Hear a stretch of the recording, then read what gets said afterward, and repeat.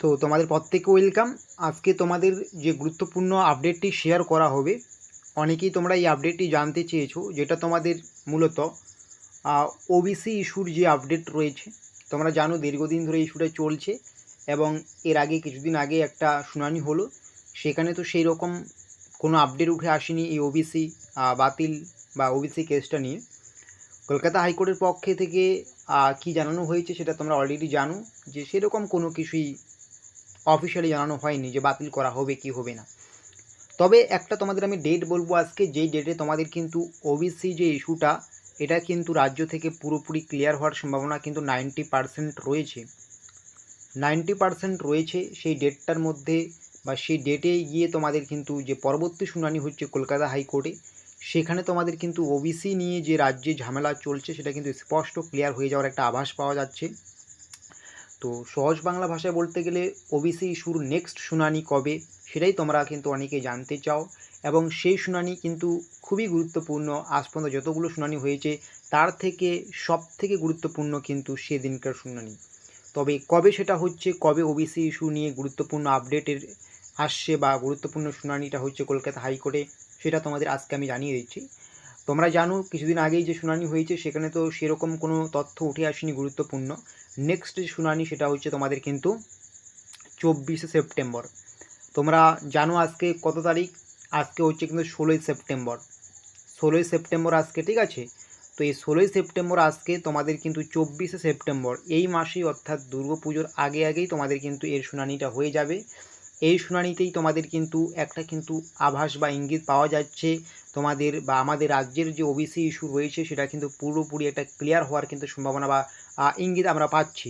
তো অবশ্যই এখনই আমরা কখনই বলবো না যে 24শে সেপ্টেম্বরই ওবিসি ইস্যু পুরোপুরি ক্লিয়ার হয়ে যাবে, তারপরে সমস্ত এক্সাম হবে। এরকম তো না, এক্সামগুলো তো হচ্ছে। তোমরা জানো আজকে তোমাদের কিন্তু পিএসসি মিসলেনিয়াসের এক্সাম হয়েছে আজকে তোমাদের। আশা করি প্রত্যেকের এক্সাম খুব ভালো হয়েছে এবং কোশ্চেনের মান কিন্তু খুব একটা বেশি কঠিনও না এবং খুব একটা বেশি সহজও না।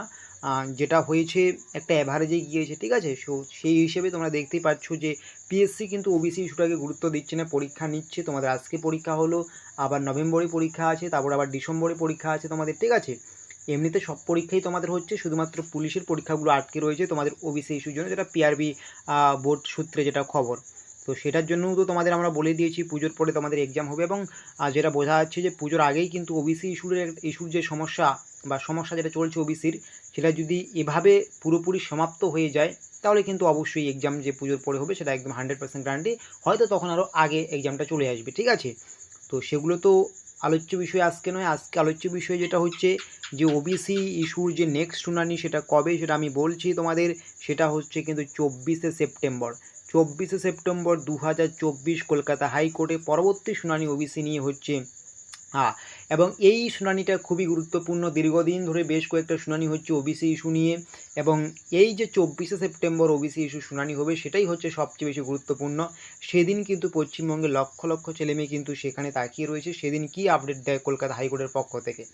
যদি সেদিনও কোনো এটা নিয়ে একদম সঠিক আপডেট না আসে, ক্লিয়ার হবে কি হবে না, সেটা নিয়ে বাতিল হবে কি না, নাকি সেই ওবিসিগুলোকেই গ্রহণযোগ্যতা দেওয়া হবে, এটা নিয়ে যদি সেদিনও কোনো আপডেট না আসে তবে আমাদের আরও কিছুটা সময় অপেক্ষা করতে হবে। তবে সম্ভাবনা আছে যে 24শে সেপ্টেম্বরে আমরা একটা ভালো খবর পাবো। তো এটাই হচ্ছে ওবিসি ইস্যু। তোমরা যারা দীর্ঘদিন ধরে আপডেটটা জানতে চাচ্ছ, ওবিসি কেসের আপডেট তোমাদের জানিয়ে দিলাম। তোমাদের কিন্তু পরবর্তী যে শুনানি সেটা কিন্তু 24শে সেপ্টেম্বর হবে। মানে আমরা কিন্তু আরও বিস্তারিত জানতে পারবো 24শে সেপ্টেম্বর। তার জন্য কিন্তু আমাদের কয়েকটা দিন অপেক্ষা করতে হবে। আজকে 16ই সেপ্টেম্বর, ঠিক আছে? তো আজকের যে আলোচনা এখানেই শেষ করলাম। ততক্ষণ সবাই ভালো থেকো এবং মন দিয়ে তোমাদের প্রস্তুতি করিয়ে যাও।